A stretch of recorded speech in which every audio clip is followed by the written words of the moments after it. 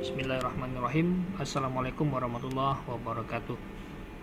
Baik rekan-rekan semuanya, pada kesempatan kali ini kita bertemu lagi dalam mata kuliah algoritma dan pemrograman 2. Temanya adalah tentang pengambilan keputusan. Ada beberapa objek yang akan dibahas di sini, mulai dari if else, kemudian ada switch. Dalam pengambilan keputusan itu ada pernyataan-pernyataan yang dapat digunakan.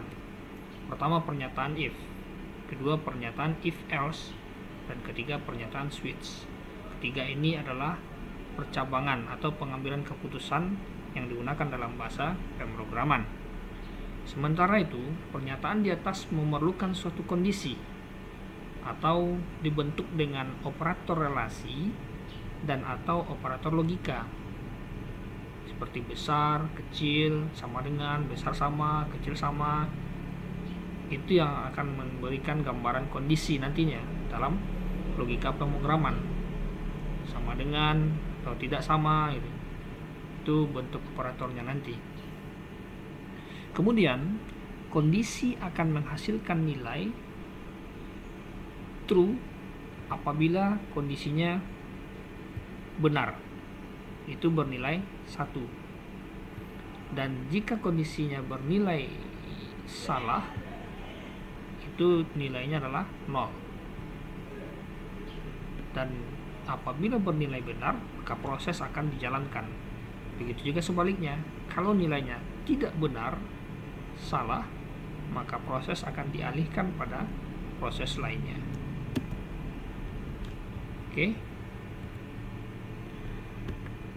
Berikutnya, di sini dapat dianalogikan penyeleksian kondisi dapat diibaratkan sebagai katup atau keran yang mengatur jalannya air.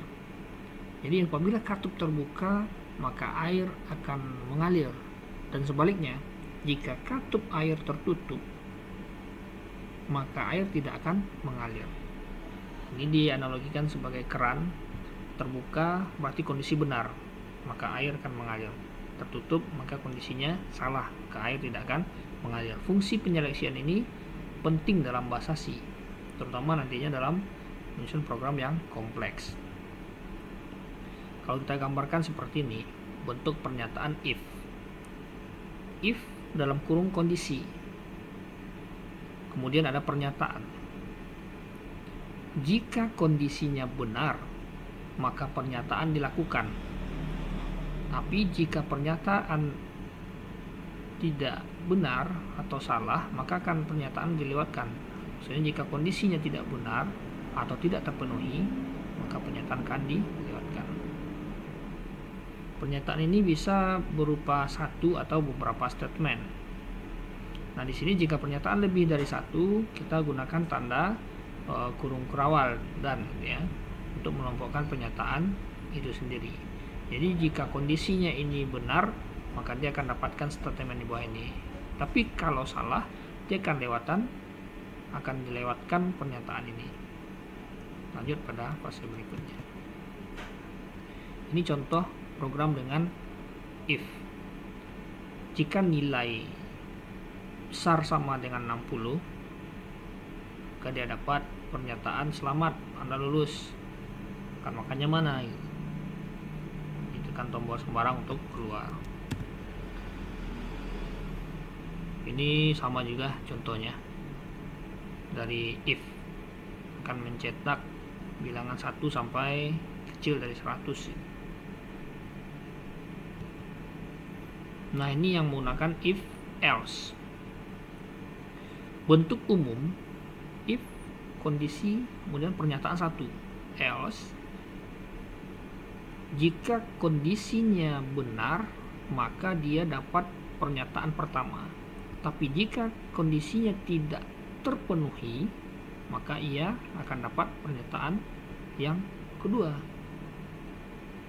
Atau jika kondisi benar, maka pernyataan 1 dilakukan.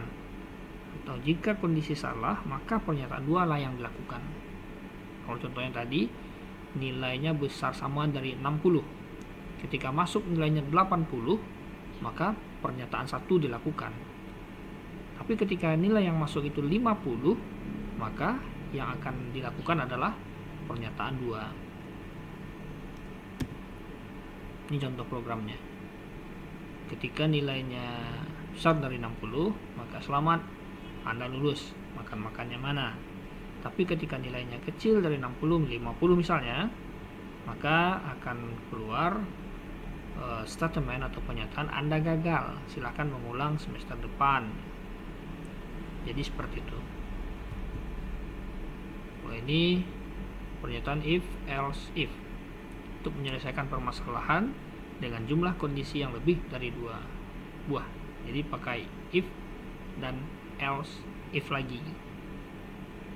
If kondisi pertama pernyataan 1, else selain daripada itu if kondisi 2 pernyataan 2, else if kondisi 3 pernyataan 3, dan terakhir itu pernyataan 4 atau sampai pernyataan n misalnya. Seperti ini. Ini flowchartnya. Kalau kondisi pertama terpenuhi, maka ia akan mendapatkan pernyataan 1. Tapi kalau salah, dia akan mengalir pada kondisi kedua. Kalau kondisi 2 terpenuhi, maka dapat pernyataan 2. Tapi kalau tidak, akan lanjut pada kondisi ketiga. Kalau kondisi ketiga ini benar, maka dia akan dapat pernyataan ketiga. Tapi kalau masih salah, maka pernyataan keempat lah yang akan dilakukan. Ketiga kondisi yang ada tidak terpenuhi. Ini contoh programnya. Bisa dicobakan. Jika sebuah bilangan diinputkan, kalau bilangannya besar dari 0, maka dibuat bilangan positif. Kalau bilangannya sama dengan 0, maka jawabannya adalah 0. Nah, selain daripada itu, bilangan adalah negatif. Ini akan menyeleksi hasil program berdasarkan kondisi yang ditanamkan dan angka yang diinputkan. Kalau bilangnya besar dari 0, angka yang diinputkan itu 1 ke atas, nanti jawabannya adalah positif, bilangan positif katanya. Tapi ketika sama dengan 0, dia akan bilang ini 0. Tapi ketika bilangan negatif yang diinputkan tidak besar dari 0, bukan juga 0, maka otomatis jawabannya adalah bilangan negatif. Ini nested if atau if tersarang. Dalam hal pernyataan ini bisa terdapat beberapa pernyataan if atau else yang lain. Itu umumnya jika kondisi 1, kemudian ada lagi if kondisi 2 sampai kondisi n, pernyataan else. Begitu juga pernyataannya. Seperti ini bentuk umum dalam pembuatan codingnya. Ini contoh programnya.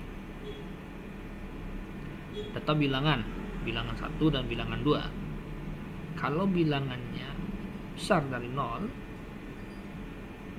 atau bilangan 2 besar juga dari 0, maka bilangan 1 dan bilangan 2 adalah positif. Selain daripada itu, nilai bilangan 1 positif dan bilangan 2 adalah negatif. Else, nilai bilangan 1 adalah negatif. Silakan diimplementasikan pada bahasa aslinya masing-masing coding program berikut ini. Nah, berikutnya kasusnya adalah pernyataan switch sebagai pengganti pernyataan if bertingkat atau if else if. Bentuk umumnya adalah seperti ini. Switch itu ekspresi itu sama dengan kondisi tadi ya. Case konstanta pertama, kemudian pernyataan ke-11. Break, kemudian case konstanta 2 sampai pada konstanta n 1 dan m. Terakhirnya diakhiri dengan break default. Nah, kalau kita lihat flowchartnya seperti ini. Kondisi 1 benar maka pernyataan 1. Kalau salah lanjut otomatis ke kondisi 2. Sampai pada kondisi ke n, maka akan dapat pernyataan n ketika dia benar. Terakhir, default. Pernyataan default ini pernyataan yang tidak ada lagi yang memenuhi kondisi-kondisi sebelumnya. Jadi contoh programnya seperti ini. Baik, sekian dulu materi kita pada hari ini. Terima kasih atas perhatiannya. Mohon maaf atas kekurangan. Billahi taufiq wal hidayah. Assalamualaikum warahmatullahi wabarakatuh.